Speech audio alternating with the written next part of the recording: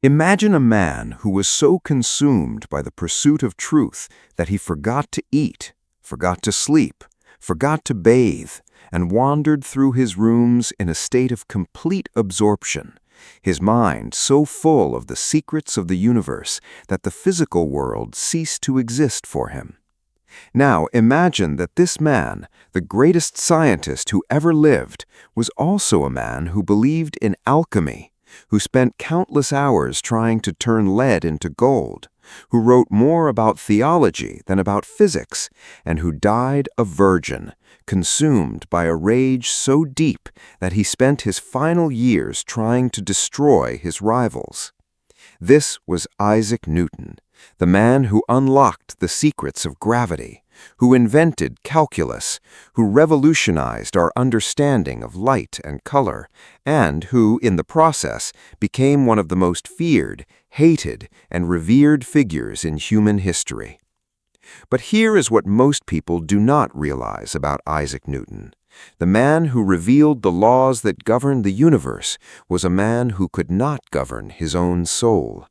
He was a man driven by a relentless, almost inhuman need to understand, to dominate, and to destroy anyone who stood in his way. He was not just a genius, he was a force of nature, a man whose brilliance was matched only by his capacity for cruelty, obsession, and an isolation so profound that it bordered on madness. To understand Isaac Newton, you have to go back to the beginning, to a small, isolated farmhouse in the English countryside, in the village of Woolsthorpe by Colsterworth, Lincolnshire. It was Christmas Day, 1942, a time of civil war, a time when England was tearing itself apart in a bloody conflict between the king and Parliament. Newton was born premature, so tiny and frail that the midwife did not expect him to survive the night. He was so small that his mother later claimed he could have fit inside a quart mug.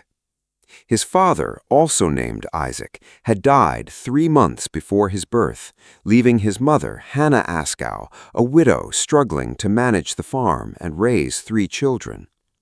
When Newton was just 3 years old, his mother remarried and moved away to live with her new husband, leaving little Isaac in the care of his grandmother. The abandonment was a wound that never healed. He grew up as an angry, resentful boy, a child who felt unwanted, unloved, and abandoned. He was deeply insecure, prone to fits of rage, and utterly consumed by a burning desire to prove his worth to a world that he felt had rejected him. He later confessed that he had a violent ambition and a fear of being despised.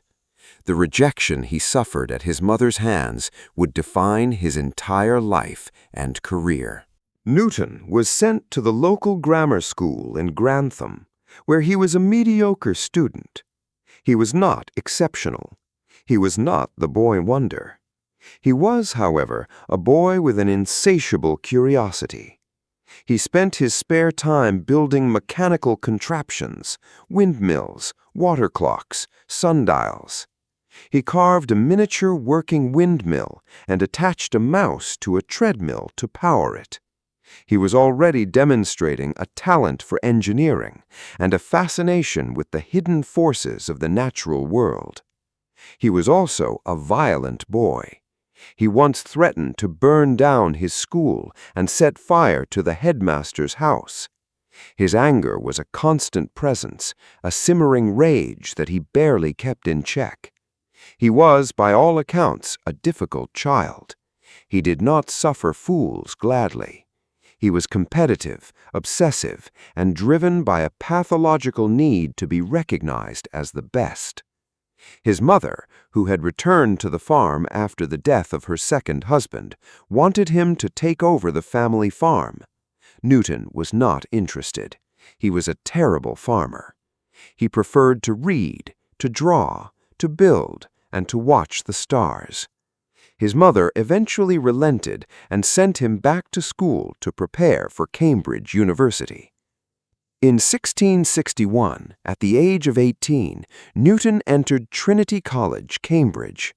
He was a sizer, a student of humble means who earned his keep by waiting on the wealthier students. He was an outsider, a country boy in a world of aristocrats, awkward and unsociable. He had no friends, no social life, and no interest in the usual distractions of university life. He was consumed by his studies. He read voraciously, devouring the works of Descartes, Galileo, and Kepler. He began to question the prevailing philosophy of the time, the Aristotelian worldview that had dominated Western thought for centuries.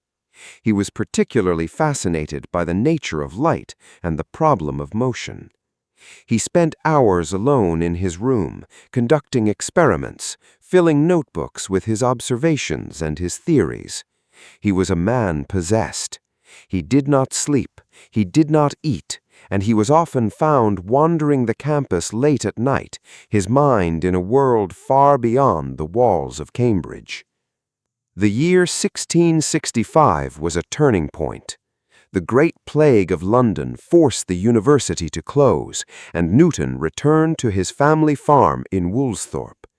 It was during this period, known to history as his Annus Mirabilis, or Miracle Year, that Newton laid the foundations for his entire career.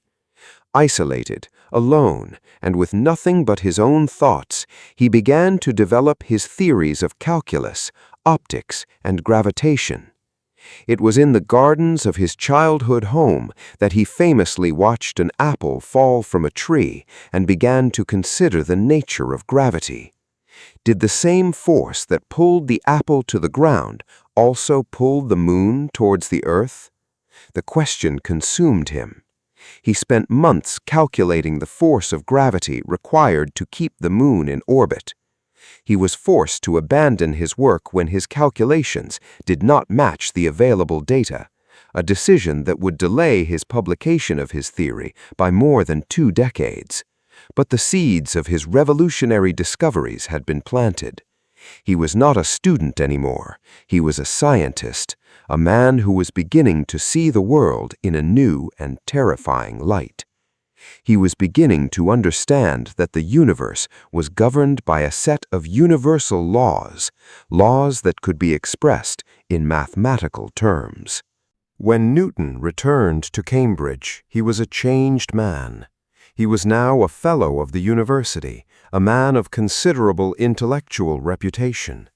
But he was also a man who was deeply paranoid, a man who saw enemies everywhere. He was obsessed with the fear that his discoveries would be stolen by others. He became a recluse, hoarding his ideas, refusing to publish his work for fear that someone else would take credit for it.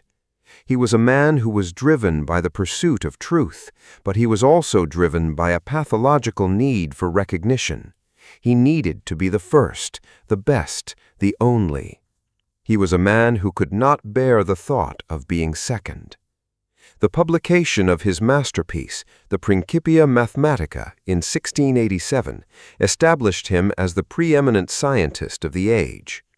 In it, he laid out his 3 laws of motion and his law of universal gravitation, showing that the same force that governs the fall of an apple also governs the motion of the planets. It was a work of unparalleled genius, a work that would be the foundation of modern physics for the next 3 centuries. He had revealed the hidden order of the universe, the secret laws that govern all motion. He had become a god in the minds of many. But success did not bring Newton happiness. He was a man consumed by bitterness and rivalry. His greatest conflict was with the German philosopher Gottfried Leibniz, who had also developed a system of calculus. Newton accused Leibniz of plagiarism, and a bitter, vicious feud ensued. Newton used his position as president of the Royal Society to attack Leibniz, publishing anonymous reviews and appointing a committee to investigate the matter. The committee, of course, ruled in Newton's favor. He had manipulated the system to destroy his rival. The feud consumed Newton, poisoning his later years. He was a man who could not let go of a grudge, a man who would not rest until his enemies were destroyed. He was also a man who was deeply interested in theology. He wrote more than 1,000,000 words on biblical prophecy. He believed that the Bible contained a secret code that could be deciphered to reveal the future. He was deeply interested in alchemy, the medieval science of transforming base metals into gold. He was a man of contradictions, a man of science who was also a man of faith, a man who sought to understand the universe through both reason and revelation. Newton's personal life was a study in loneliness. He never married, and there is no evidence that he ever had any romantic relationships. He was known to be a difficult and demanding friend, and he often fell out with his colleagues. He was a man who was deeply suspicious of others, a man who was afraid of being betrayed. He spent much of his time working alone in his laboratory, conducting secret experiments. He was a man who lived in a world of his own making, a world that was both brilliant and terrifying. He was, in many ways, a figure of tragedy, a man who had unlocked the secrets of the universe but could not find happiness in the world he had helped to create. Newton's career also took a dark turn when he moved to London to become Warden of the Royal Mint. He was not a mere figurehead. He was a zealous and effective lawman, personally investigating counterfeiters and sending dozens of them to the gallows. He would dress in disguise, mingle with the criminal underworld, and gather evidence to bring them to justice. He became a ruthless enforcer of the law, a man who took great pleasure in the punishment of criminals. He would later recount the details of the executions he had witnessed, and he would describe the great satisfaction he derived from seeing his enemies punished. His cruelty was not just a professional quality, it was a part of his character. He was a man who believed in the power of punishment, and he was not afraid to use it. Newton's later years were marked by illness and isolation. He was a man who had achieved fame, fortune, and prestige, but he was also a man who was deeply unhappy. He was a man who could not enjoy the fruits of his labor. He suffered from what modern historians believe was a form of clinical depression. He was subject to fits of paranoia and rage, and he was known to have severe mental breakdowns. In 1693, he suffered a nervous breakdown, a period of intense anxiety and depression that lasted for months. He wrote letters to his friends, accusing them of plotting against him. He was a man who had been on the edge of madness his entire life, and he had finally fallen into the abyss. He recovered, but he never fully regained his emotional stability. He was a man who had glimpsed the deepest truths of the universe, but he had also glimpsed the darkest corners of his own soul. Newton died on March 20th, 1727, at the age of 84. He was given a state funeral, a rare honor for a commoner. He was buried in Westminster Abbey, surrounded by the kings and queens of England. His funeral was attended by the great and the good of London. He was celebrated as a hero, a man who had advanced the cause of science and reason. But the truth of his life was far more complicated. He was a man who had achieved greatness through a combination of brilliance, ambition, and a pathological need for control. He was a man who had sacrificed his personal happiness for the pursuit of knowledge. He was a man who was driven by the demons of his childhood, the fear of being abandoned, the fear of being forgotten. He was a man who had achieved immortality, but who had paid a terrible price for it. He was a man who was not just a genius, he was a man. The legacy of Isaac Newton is incalculable. He is considered by many to be the greatest scientist who ever lived. His laws of motion and his theory of gravity remained the foundation of physics for over 2 centuries until the work of Einstein. His work on optics revolutionized our understanding of light and color. His work on calculus provided the mathematical framework for modern science. He not only changed the way we see the world, he changed the way we think about it.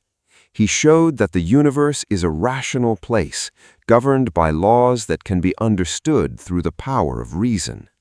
He was the architect of the scientific revolution, a figure whose influence can be felt in every aspect of modern life. But there is a darker side to his legacy. He was a man who was defined by his rivalries, his obsessions, and his cruelty. He was a man who could not stand to be challenged, a man who would destroy anyone who threatened his position. He was a man who believed that the pursuit of truth was a form of warfare. He was a man who was not just a scientist, he was a warrior, a man who fought for his ideas with a passion that bordered on madness. He was a man who was driven by a primal need to dominate, to conquer, to be the one and only. He was a man who, in his relentless pursuit of the truth, became a symbol of both the best and the worst of humanity. He was a man of incredible intellect and appalling cruelty, a man of profound faith and bitter cynicism. Why should someone born today still care about Isaac Newton? Because his life is a story about the price of greatness. It is a story about the power of the human mind, and it is a story about the terrible cost of obsession. It is a story about a boy who was abandoned by his mother, a boy who was afraid of being forgotten, and a boy who spent his entire life trying to prove that he was not worthless. He succeeded beyond his wildest dreams, but he also lost himself in the process. He was a man who was consumed by his work, a man who had no room for love, no room for friendship, no room for happiness. He was a man who was driven by a vision of the world that was both brilliant and terrifying. He was a man who believed that the universe was a clockwork mechanism, and he was determined to understand the mechanism. And in the end, he did understand it. He understood it better than anyone who had ever lived. But he never understood himself.